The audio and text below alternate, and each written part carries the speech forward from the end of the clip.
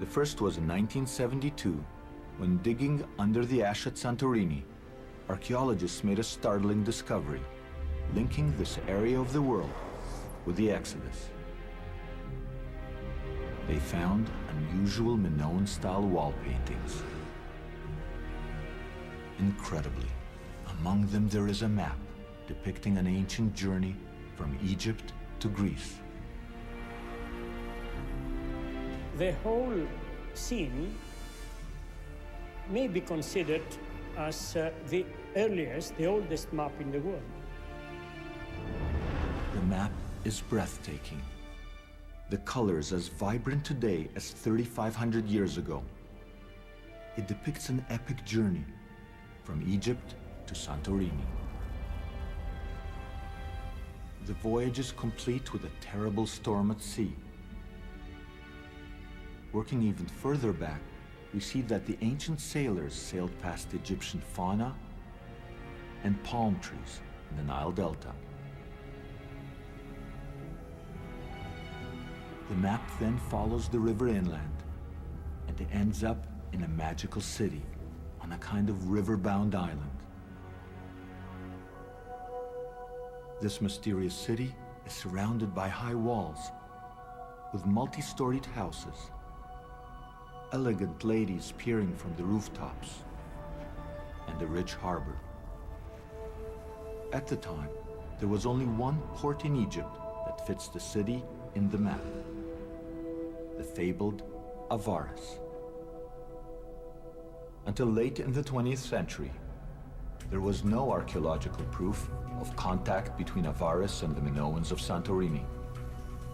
Then, in 1992, perfectly preserved Minoan paintings were discovered at Avaris, proving that in biblical times, this city was populated not only by Israelites, but also by people from ancient Greece.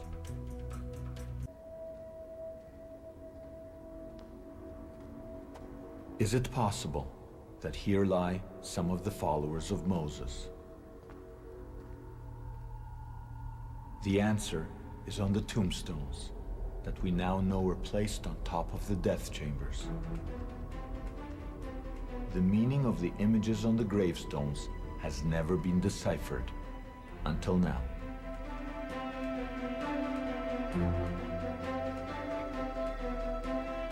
If you ask scholars, what is it? They say, well, it looks like a hunt, but there's no animal.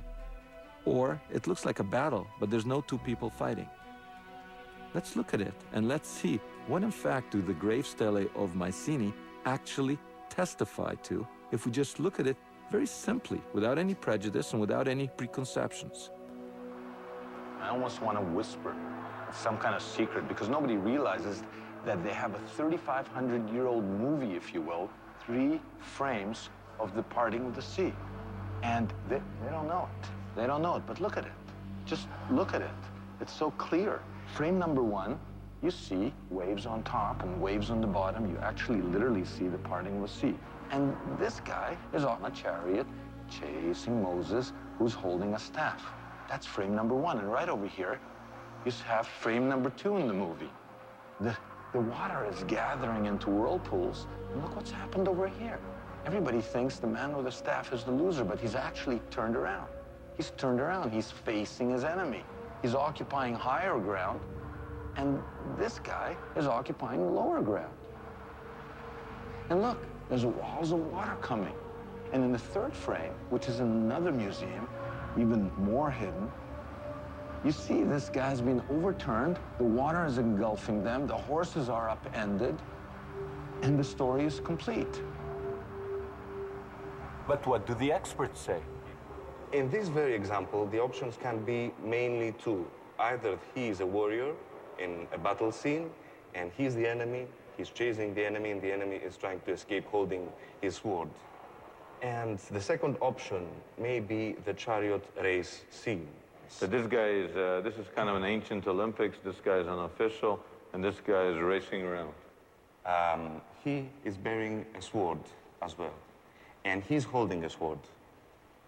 This doesn't look like much of a sword, it looks more like a staff to me. Yes, in this case, It's an abstract depiction. It's not a naturalistic depiction. So we cannot say much.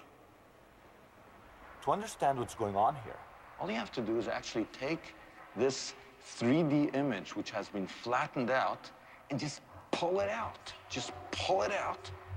And what you get is the biblical story.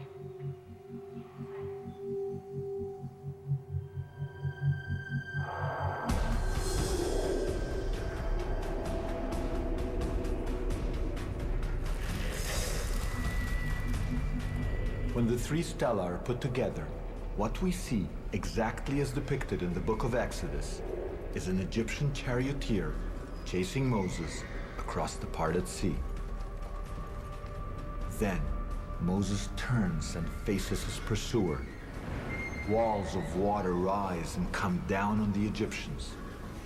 Finally, rider, chariot, and horses are drowned.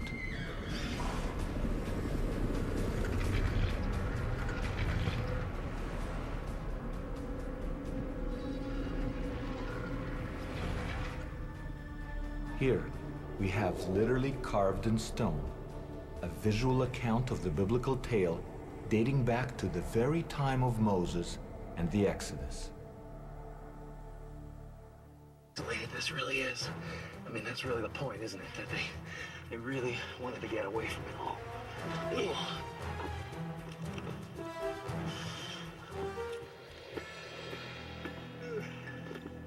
So this is part of the church. This is a sacred place where we take off our shoes. Oh, okay. So from this moment on, we're in the church. Yes, exactly. I see.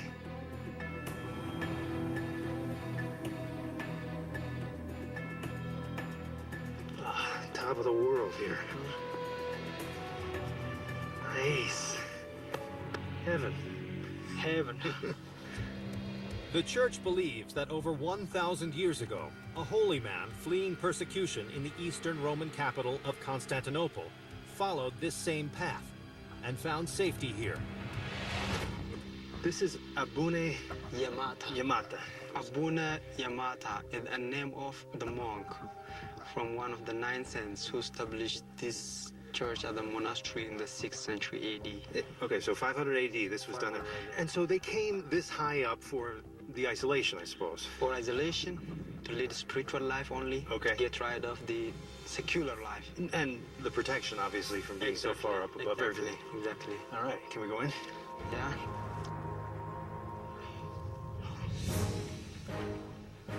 Look at this sheer rock face right here. You fall off that, you are gone. The length they went to put a monastery up here on the top of a mountain.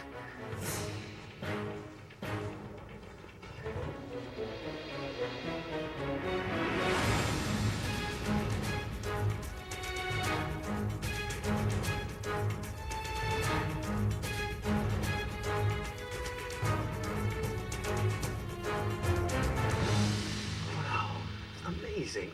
I had no idea this was going to be as spectacular as it is. I mean, it's really extravagantly painted. What am I looking at here? This is representing the monk on the on the back of the horse, which represent the founder of the monastery, Abuna Yamata, one of the 9 saints. Here you have the 9 saints. All right. Abuna Yamata was one of the 9 saints who fled persecution in Constantinople and found sanctuary here in northern Ethiopia. They followed a religious doctrine known as monophysitism, which held that Jesus Christ was entirely divine, as opposed to being divine and human, as many Western Christians believed. It was a doctrine that challenged the Christian leadership, branded them as heretics, and could have cost them their lives. Every inch of this place has a figure on it. Yeah. They are telling the stories, and I see the Virgin Mary here, definitely. This incredible artwork. I mean, when the 9 saints came to Ethiopia, they brought with them an entirely new style of painting, which became a biblical teaching tool. If you want to know more about how this style of painting became an early textbook, log on to history.com/cities. Now, do people actually come and use this place presently now? What makes very interesting is also children are baptized in here. So the women has to come up all, with these climbs. With their babies. With the babies on their back. Wow. So you see, this church is quite active every time. All right, very important to the local Very community. important, very important.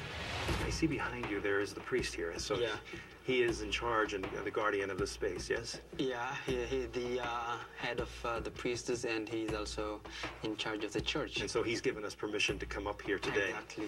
Thank you very much. This priest scales the cliff several times a week, half a mile high, to tend to his local parishioners and distant visitors, spreading the church's unique vision of the Gospels. So all these Bibles and prayer books here, he's going to show us. The priest has opened one up. Can we see inside one? These are very, very old. And hand script here and hand painted, I guess, huh? Yeah. On what? What is this material? It's It's skin. sheepskin. Sheepskin. Uh-huh. Can I page? Oh, thank you. Oh, yeah. And this language is which? Geese. Geese. This is the oldest language in Ethiopia. It's like the equivalent of Latin. Exactly. For them. How close is the Ethiopian Orthodox Church to that which an American would know? Well, in Ethiopia, the Orthodox Church, we have some more books like this, which are, partly from the Bible, partly outside the Bible. Yep. For example, Miracle of Saint Mary is only in Ethiopia. You don't find somewhere else in the world. Right. Different customs, of course, a different language. Yeah. All kinds of things that a Western Christian might find strange. Yeah. Really erupted from a totally unique culture, different religion. Thank you so much. Yahanigeli. When Abuna Yamata came here with the other 8 saints, they brought a totally unique brand of Christianity to Ethiopia, one very different from what we're used to in the West. I mean, it involved different rituals, different lost books. It really was a whole unique view of Christianity. And it was mysterious because it was isolated, cut off from the rest of the world. And that mystery really continues today.